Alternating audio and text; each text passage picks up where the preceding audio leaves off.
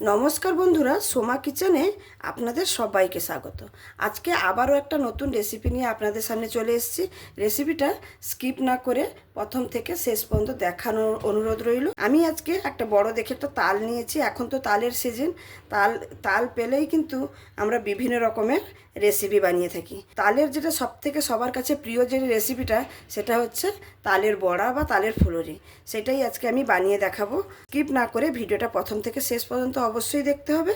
আর এই তালের বড়া কিন্তু আমরা জন্মাষ্টমীতেও শ্রীকৃষ্ণ ভগবানকে ভোগ দিয়ে থাকি। চলুন তবে বেশি কথা না বাড়িয়ে তালের বড়াটা কিভাবে বানাই আর তালটাকে আমি কিভাবে পাল্পটা বের করি সেটাই আজকে দেখে নেব। তবে চলুন, আমি এখানে বড় একটা তাল নিয়েছি। দেখুন তালটা কত সুন্দর, দেখুন একদম কালো। আর তাল কিন্তু দু রকমের হয়, একটু লাল, যেটা লাল ধরনের হয় সেটা একটু তেতো হয়, কম মিষ্টি হয়। আর আমি যে তালটা নিয়েছি দেখুন একদম কালো, এই তালটা কিন্তু খুব মিষ্টি হয়। তাল কিন্তু কেনার সময় এরকম দেখে কিনতে হয়। তো আমি তালটাকে প্রথমে ভালো করে ধুয়ে নিয়েছি। তারপরে এই তালের যে মুখটা আছে, খোসাটা, এটাকে আমি ছাড়িয়ে নেব। এরকম ধরে এরকম টান দিলেই এই খোসাটা কিন্তু উঠে যাবে। দেখুন খোসাটা উঠে গেল। খোসাটা তুলে নিয়েছি। আমি কি করব, আরেকবার এটাকে ধুয়ে নেব, কারণ এটা তো বালি মাটির মধ্যে পড়ে থাকে, সেই জন্য এটাকে আরেকবার ভালো করে ধুয়ে নিতে হবে। তালটাকে আবারও একবার ধুয়ে নিয়ে চলে এলাম। দেখুন তালটা কিন্তু খুবই পাকা। এরকম নরম তাল বড়ার জন্য খুবই সুন্দর। এরকম একটু পাকা দেখে কিনলে ভালো হয়। এবার আমি তালের খোসাটাকে ছাড়িয়ে নেব। দেখুন কতটা পেকে গেছে। এরকম ধরে একটু টান দিলেই খোসাটা কিন্তু উঠে আসবে।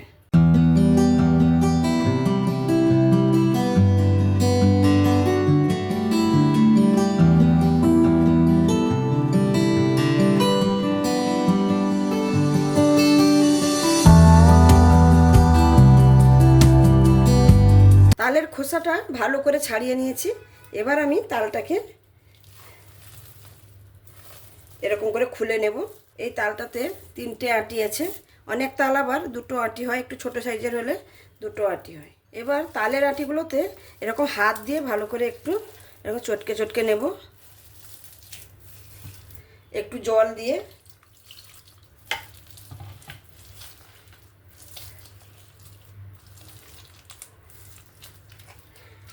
হাত দিয়ে এরকম একটু নরম করে নিতে হয় প্রথমে। এরকম জল দিয়ে দিয়ে আটিগুলোকে একটু নরম করে নিতে হবে। আমি এখানে প্লেট আর একটা গ্রেটার নিয়েছি। দেখুন এইটা দিয়েই আমি তালের পাল্পটা বের করে নেব।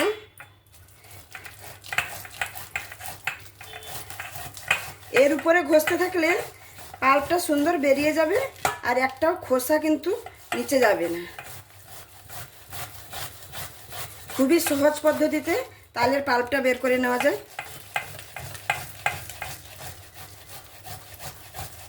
এই দেখুন নিচে দেখুন কীরকম বেরিয়েছে। এরকমভাবে আমি তালের পাল্পটা বের করে নেব।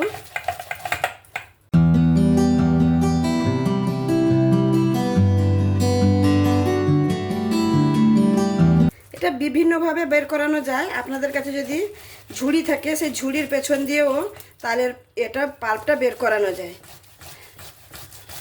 কিন্তু আমার কাছে কিছুই নেই সেগুলো। আমি সেই জন্য এটা দিয়ে বের করে নিচ্ছি। এটা দিয়ে কিন্তু দেখুন কত সুন্দর, একটুও কিন্তু চঁচ যাচ্ছে না।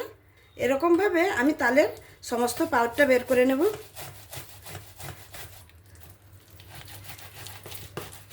তালটা থেকে আমি সমস্ত পাল্পগুলো বের করে নিয়েছি। দেখুন একটা তাল থেকে কতটা পাল্প বেরিয়েছে। দেখুন তালগুলো দেখুন একদম পরিষ্কার করে বের করে নিয়েছি। এবার এগুলোকে সরিয়ে দেব।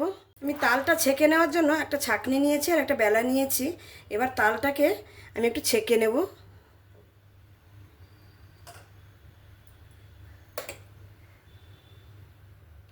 এরকম ছাঁকনির মধ্যে দিয়ে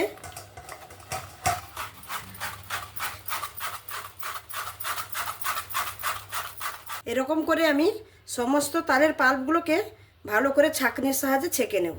তালের যে সুতোর মতন ইয়েটা থাকে সেটা যেন একটুও না যায়, সেই জন্য এরকম ছেঁকে নিচ্ছি। না হলে কিন্তু যখন তালের ফুলুরিটা খাবেন, এই শিরাগুলো কিন্তু মুখে লাগলে খেতে ভালো লাগবে না। সমস্ত তালের পাল্পটা আমি ছেঁকে নিয়েছি। আর আমার ফুলুরি বানাতে এতগুলো কিন্তু পাল্প লাগবে না, সেই জন্য আমি এখানে একটা বাউল নিয়েছি। ওতে আমি রেখে দেব আর ডিপ ফ্রিজে রেখে দেবো, এটা স্টোর করে নেব। আবারও এটা দিয়ে আপনাদের অন্যরকম কোনো পিঠে বানিয়ে দেখাবো। আমার এতটা হলে কিন্তু তালের ফুলুরিটা হয়ে যাবে, তাই পরিমাণ মতন রেখে আর বাদ বাকিটা আমি স্টোর করে নিলাম। আবারও অন্য কোনো দিন আপনাদের অন্য রকম পিঠে বানিয়ে দেখাবো। এখানে বড়াটা বানানোর জন্য দেখুন আমি সমস্ত উপকরণগুলো গুছিয়ে নিয়েছি। এখানে নিয়েছি তালের পাল, আর এখানে নিয়েছি সুজিটাকে ভিজিয়ে রেখেছি জল দিয়ে আগে থেকে।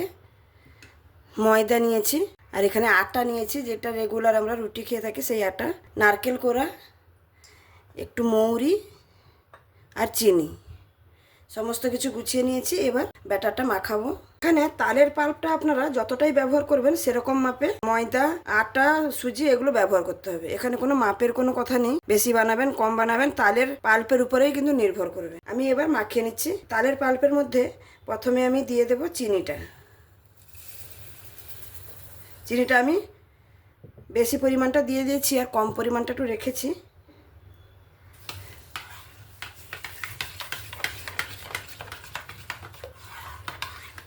ভালো করে চিনিটাকে প্রথমে মাখিয়ে নেব। চিনিটাকে ভালোভাবে মিক্স করে নিয়েছি। এবার আমি এখানে ময়দা দেব। ময়দাটা অল্প অল্প করে দেব, আর মিশাতে থাকুন। আবারও ময়দাটা দিয়ে দেব।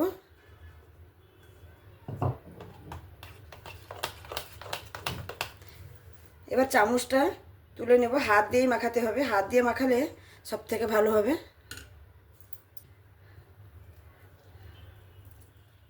এমনভাবে মাখাতে হবে যেন ডেলা না পাকিয়ে যায়, সুন্দরভাবে মাখিয়ে নিতে হবে। এবার আমার ময়দাটা মাখানো হয়ে গেছে। আমি এখানে আটা ময়দা দুটো মিক্স করে করছি। এখানে আপনারা চাইলে আটার বদলে কিন্তু চালের গুঁড়ো ব্যবহার করতে পারেন। তারপর আটাটা দিয়ে দেব।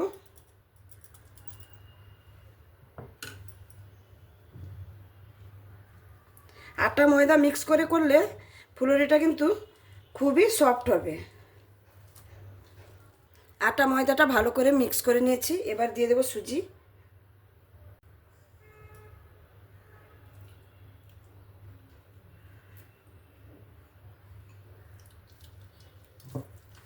সুজিটা ভিজিয়ে রাখার কারণে অনেকটা সফট হয়ে গেছে। এবার নারকেল গুঁড়ো দিয়ে দেব। আর নারকেল গুঁড়োটা কিন্তু অবশ্যই ব্যবহার করবেন। এই তালের ফুলুরিতে নারকেলের গুঁড়োটা মুখে যখন পড়বে তখন খুব টেস্টি লাগবে। সমস্ত কিছু মাখিয়ে নিয়েছি। এখানে আরেকটু মিষ্টি লাগবে, আমি যেন আরেকটু চিনি দিয়ে দিচ্ছি। সবটাই দিয়ে দিলাম। চিনিটা একটু বেশি হলে ক্ষতি নেই, কিন্তু একটু কম হয়ে গেলে কিন্তু ভালো লাগবে না। তার সঙ্গে দিয়ে দিচ্ছি সামান্য একটু মৌরি, আর স্বাদ মতন একটু লবণ, আর সামান্য পরিমাণে একটুখানি দিয়ে দেবো খাবার সোডা। এখানে আমার সব কিছু দেওয়া হয়ে গেছে। আরও একবার ভালো করে মাখিয়ে নেব। ব্যাটারটা দেখে নিশ্চয়ই বুঝতে পারছেন ব্যাটারটা একদম শক্তও না আর একদম পাতলাও না। এরকমভাবে কিন্তু ফুলুরির ব্যাটারটা বানালে ফুলুরিটা কিন্তু খুবই সফট হবে। আমি এখানে সমস্ত কিছু ভালো করে মাখিয়ে নিয়েছি। এবার ব্যাটারটাকে 10 মিনিটের জন্য একটু রেস্টে রেখে দেবো। এখানে আমার ব্যাটারটা 10 মিনিট রেস্ট হয়ে গেছে।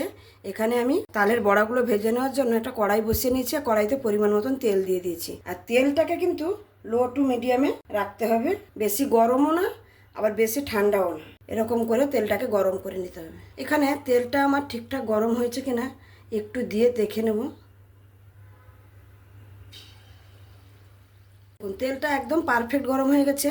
আমি যে ছেড়েছিলাম সেটা কিন্তু একটু টাইমের পরে উপরে চলে এসছে, উপরে ভেসে উঠেছে।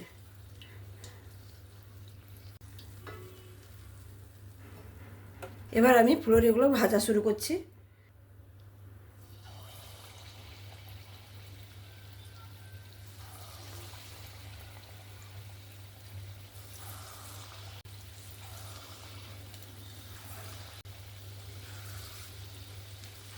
দেখুন দিতে না দিতেই তেলের উপরে কীরকম ভেসে আসছে, তার মানে আমার তালের যে মাখাটা করেছি সেটা একদম পারফেক্ট হয়েছে, আর তেল গরমটাও পারফেক্ট হয়েছে।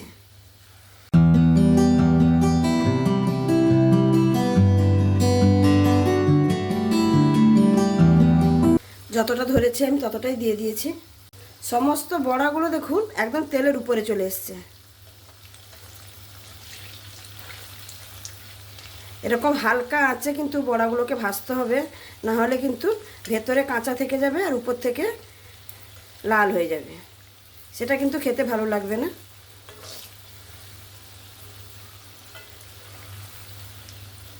তালের বড়া সম্পূর্ণ মাখানোর কাছে কিন্তু নির্ভর করে যে তালের বড়াটা আপনার কীরকম হবে।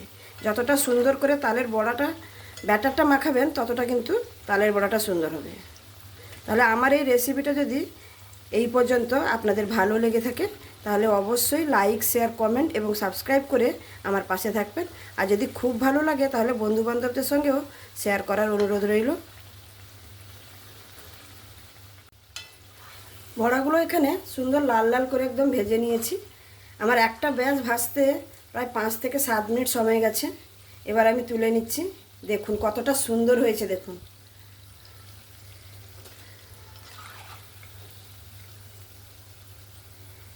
আমি একটা ঝুড়ির মধ্যে টিস্যু পেপার দিয়ে দিয়েছি, ওইখানে আমি তুলে নিচ্ছি, যত এক্সট্রা তেলগুলো টিস্যু পেপার টেনে নেবে।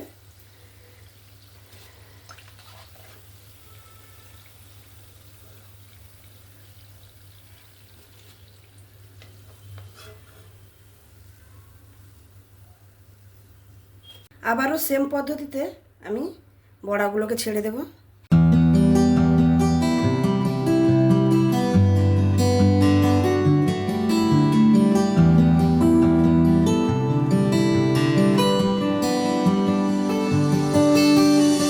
সেকেন্ড ব্যাচটাও ছেড়ে দিয়েছি দেখুন, একদম দেওয়ার সঙ্গে সঙ্গে উপরে চলে এসছে। একটা জিনিস করতে গেলে যদি সত্যিকারে খুব ভালো হয় সেটা কিন্তু খুবই ভালো লাগে সবার কাছেই।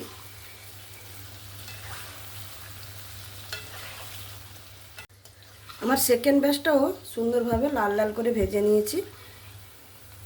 এই রকমভাবে আমি সব বড়াগুলো ভেজে নেব। এখানে আমার সব বড়াগুলো ভাজা হয়ে গেল। এবার তুলে নেব, তারপরে আমি পরিবেশন করে দেখাচ্ছি।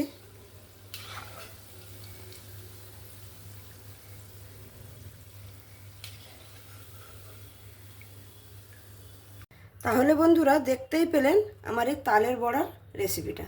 দেখতে দেখুন কতটা সুন্দর হয়েছে।